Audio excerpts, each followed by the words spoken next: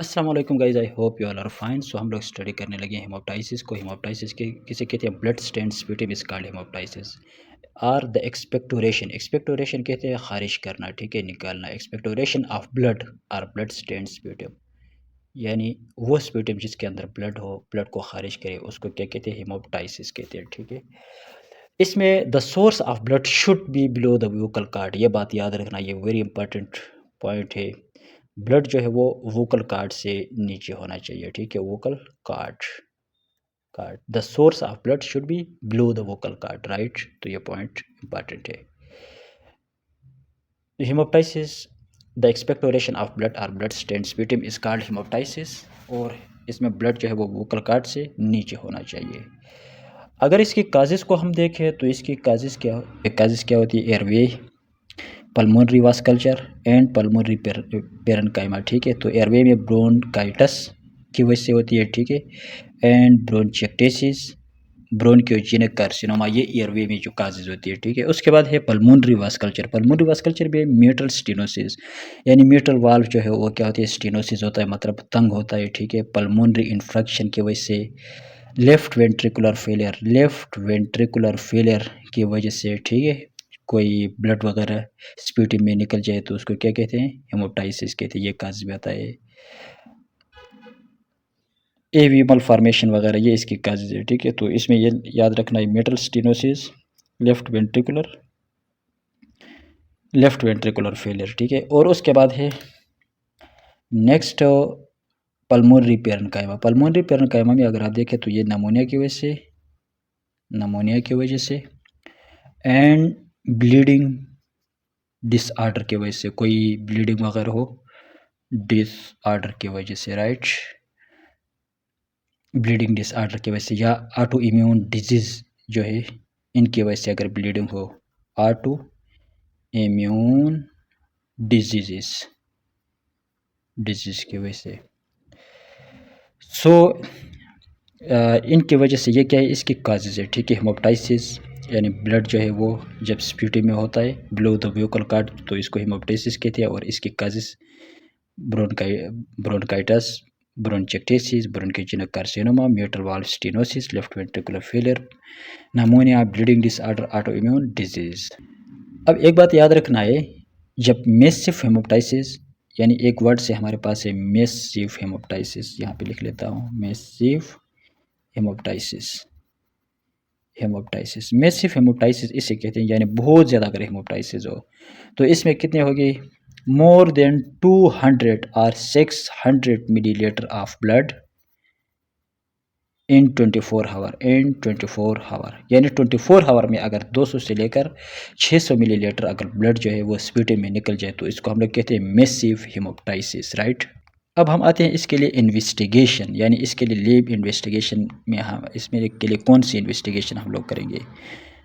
Diagnosis जिसको भी कहते हैं, ठीक है, इन्वेस्टिगेशन, राइट। सो इन्वेस्टिगेशन में अगर आप देखें तो इसके इन्वेस्टिगेशन में है, इसके लिए हम एक्सरे करेंगे, ठीक है। First of all x-ray pneumonia के केस में, या क्रोनिक लंग डिजीज़, या इसमें एल्वोलर जो डिजीज़ है, एल्वोलर ओपेसिटी वगैरह, इन डिजीज़ में हम क्या करेंगे? या पल्मोनरी इन्फेक्शन, इस केसेस में एक्सरे करेंगे, ठीक है। तो सो फर्स्ट हमारे पास इसके लिए इन्वेस्टिगेशन हम एक्सरे करेंगे। उसके बाद है हाई रेजोल्यूशन सिटी स्कैन, दूसरा है सिटी स्कैन हम लोग इसके लिए करेंगे, ठीक है। तीसरा इसके लिए हम लोग करेंगे ब्रोनकोस्कोपी करेंगे, ठीक है, ब्रोनकोस्कोपी, राइट, ब्रोनकोस्कोपी। और उसके बाद हम ब्लड को चेक करेंगे, ब्लड सीबीसी करेंगे, और सीबीसी में भी हम ल्यूकोसाइटोसिस वगैरह इन चीज़ों को चेक करेंगे, ठीक है।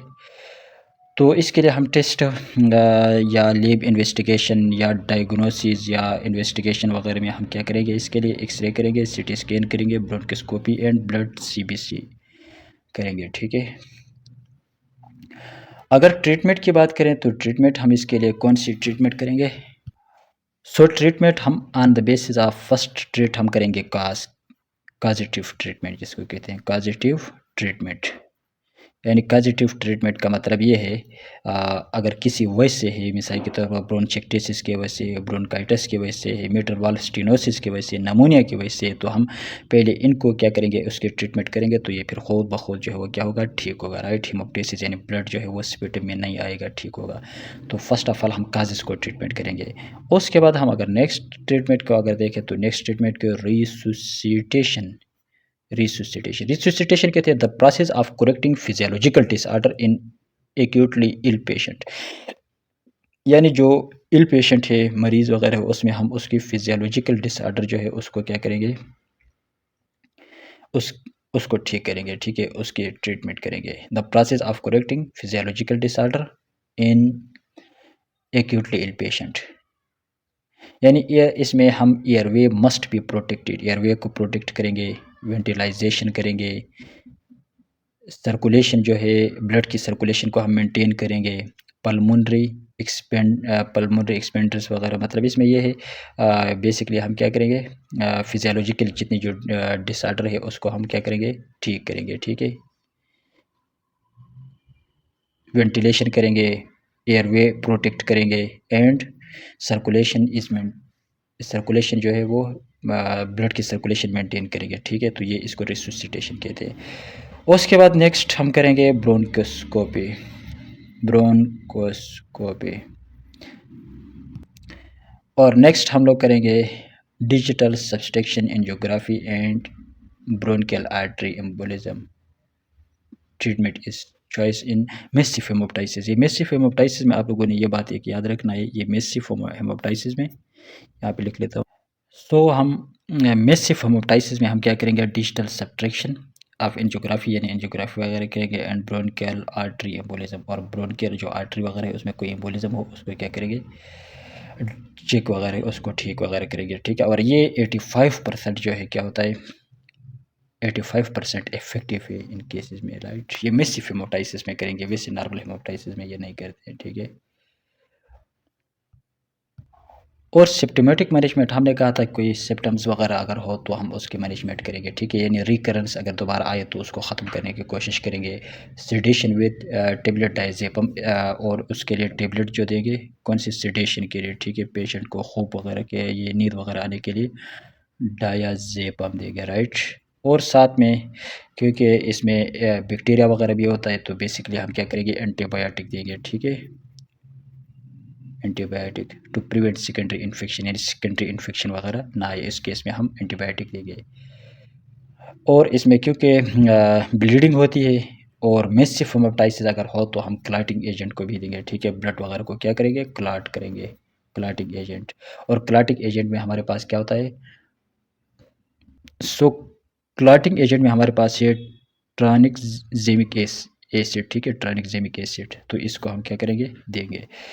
सो ये हमारे पास था, हमने डिस्कस किया हेमोप्टाइसिस को, हेमोप्टाइसिस की काजेज़ को डिस्कस किया, उसके बाद इसमें मेसिव हेमोप्टाइसिस इन्वेस्टिगेशन को, और इसमें क्या है, ट्रीटमेंट को हमने डिस्कस कर लिया, ठीक है। तो ये था हमारे पास हेमोप्टाइसिस के बारे में। नेक्स्ट में हम और किसी लेक्चर को स्टडी करेंगे।